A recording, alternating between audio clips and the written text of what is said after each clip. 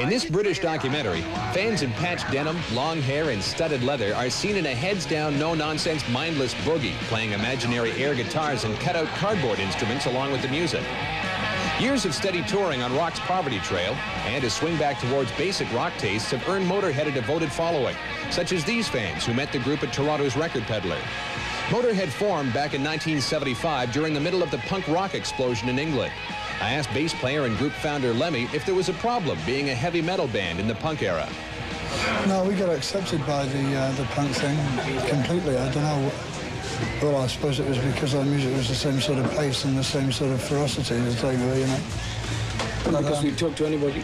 Yeah, right, because we don't mind who we talk to. It was easy, you know. We used to do gigs, there'd be the adverts and then Motorhead and then the Damned, you know.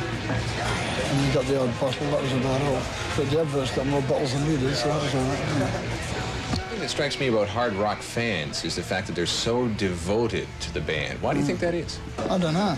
You should ask them about that, really. Yeah, I mean, it's something that we've never, it's something that I've never done. You know, like when I was a rock fan, when I used to go to concerts, I mean, I used to go and enjoy bands and that, but I'd never queue up for autographs or wear patches on my jacket and anything like that. So it's something we don't know about, really. We'd have to ask the fans about that. I mean, it's a great compliment, but...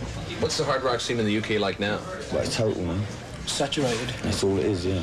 You got the Police and a couple of other bands, but basically it's heavy metal long hair now, you know, sort of back into fashion. We saw something happen with, what they tagged with the label of New Wave, and that there were so many people doing it that the music actually lost out because people who couldn't even play were getting up on stage and making a success of themselves. Right, yeah. Do you think that the same thing is going to happen with heavy metal? No, I don't think it's possible to happen with that. It seems to breed different, better musicians, I think, this heavy metal rock music. You know, like with the punk things, as you were saying, like 15, 16-year-old kids could get up and whack 3 chords out and scream, you know, I don't care because it's not fair, you know, and all that. And like, I don't know, I think people who play rock music, heavy metal, take it more seriously and are a bit more wary of getting on stage before they can actually play, you know. If the punks are out there screaming, I don't care, what are you guys out there saying? Well, we don't care, we don't care. Yeah, we've just been doing it longer, I guess. Yeah, we haven't cared for longer. You've adopted the Ace of Spades as your motif. Why the Ace of Spades? Because it's bad luck. Ace of Spades is bad luck, isn't it? See? So we figured if we use bad luck as our theme, then it can't get any worse. You know, in the beginning, because it was getting worse, so I figured, well, go at the bottom, you know. Use all the bad luck signs, born to lose, live to win, right? And I'm a pessimist as well. I would rather be a pessimist than if, you know, if you don't get disappointed. If you're a pessimist and things don't work out, then you've got nothing to be disappointed about. So, so most of the time I'm quite happy. Because things always go better than what I think they're going to do. And this picture on the front of the Ace of Spades album, that of the bad boy, cowboy, bandit image, you look more like a Texas rock band than a UK rock band. Yeah, well, everybody's brought up on John Wayne movies, aren't they, you know? Well, this was actually photographed in a sandstone quarry in Barnet, just outside London, believe it or not, and that sky is real. What do you think of critics who say that Motorhead are 3 stupid people playing loud rock? I think critics are stupid people. I ain't playing no music for no critics. I'm playing for the audience. I ain't playing for no critics. They can go and do things they can't say on TV to themselves with a large meat hook. That's another good thing about coming up the hard way, I suppose. You know, if you let people, like a lot of bands, let things like that get to them, you know, if comments and critics, things get made, you know, and said, like, you know, as you just said, like, with 3 stupid people playing stupid music, I don't care, we don't care what people say about us. If that's what we want to say, there's X thousand kids out there who will disagree with them and probably rip their arms off and beat them to death with them if they ever met them, you know.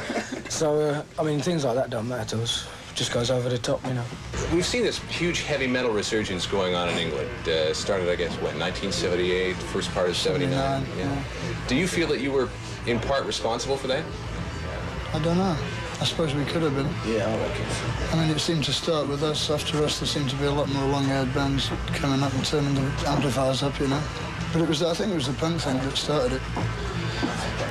People were looking for something different, or they were looking for the same energy, but in a different way? Same energy with long hair, The kids had always been there, you know, but once the punk thing happened, you know, all the other bands, they all went away, you know, like Sabbath and bands like that. They all left the country, you know, and the ones that were left got their hair cut.